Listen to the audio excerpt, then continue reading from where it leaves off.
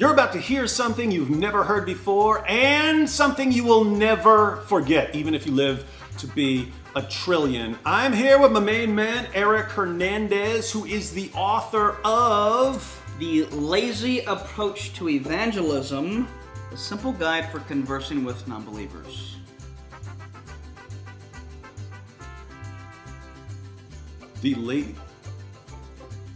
You're of Mexican heritage, aren't you, Eric? I am, proudly, yes. And you went with the lazy approach. Eric, quick question.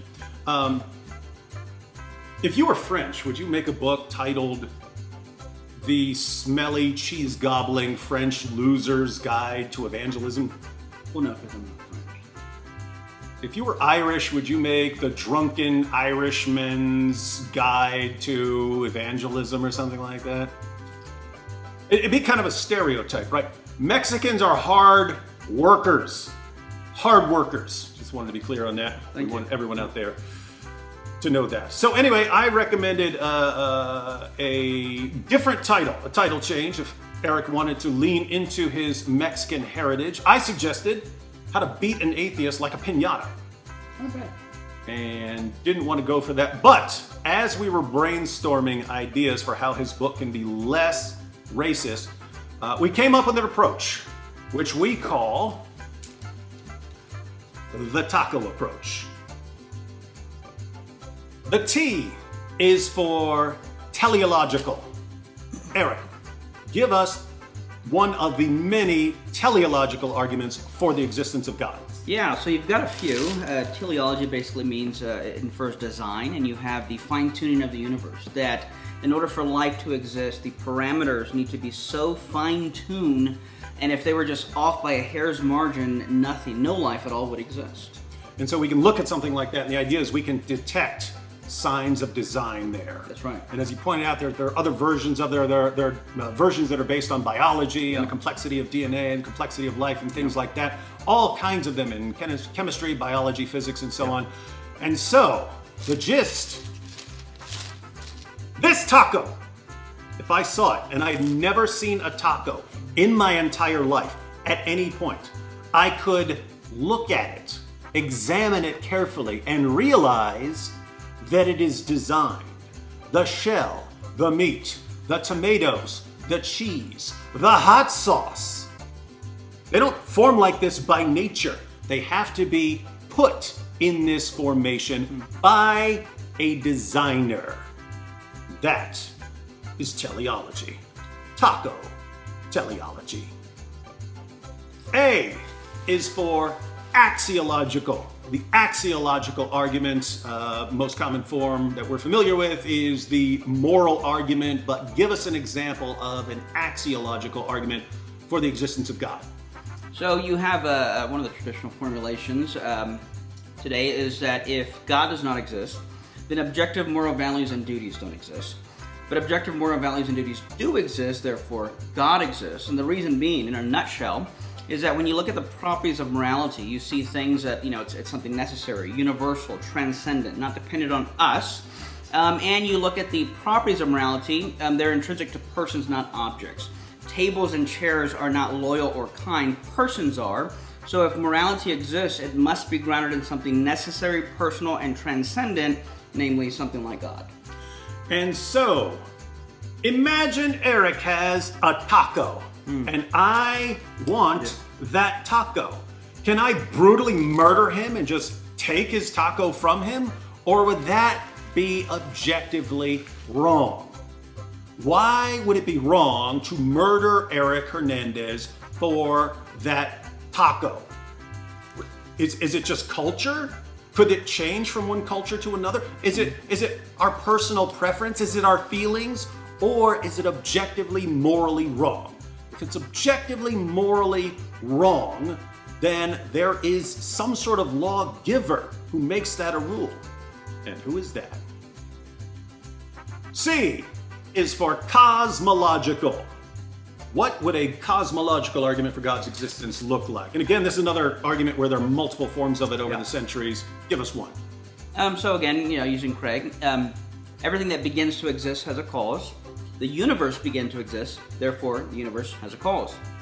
Now, to unpack the profundity of the argument, in philosophy, causes are logically prior to, external to, and greater than their effects. So, the person that caused this phone to exist or the camera to exist doesn't exist inside of it.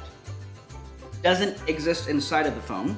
And so, if time, space, and matter had a beginning, you're going to need something transcendent to time, space, and matter.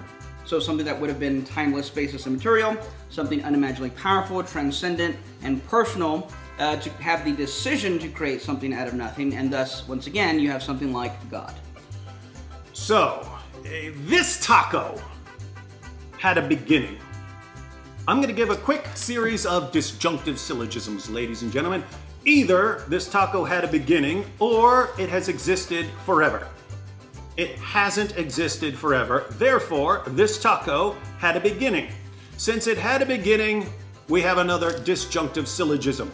Either this taco began to exist as a result of some cause, or it began to exist uncaused. It's absurd to say that it began to exist uncaused. Therefore, this taco had a cause. And as Eric did, you can expand upon the sort of cause that would account for this taco, and as we've seen, you can do that with the entire universe. O is for ontological. Lots of different ontological arguments, famously by people like Anselm, Plantinga has offered ontological arguments, but give us an example of an ontological argument for the existence of God. Yeah, to simplify, because it can get a little complicated, but essentially, the entire argument hinges on the premise if it's possible that a maximal great being exists. So in philosophical terminology, if I say it is possible a maximal great being exists, I'm essentially saying that there is a possible world in which there is this thing we call a maximal great being.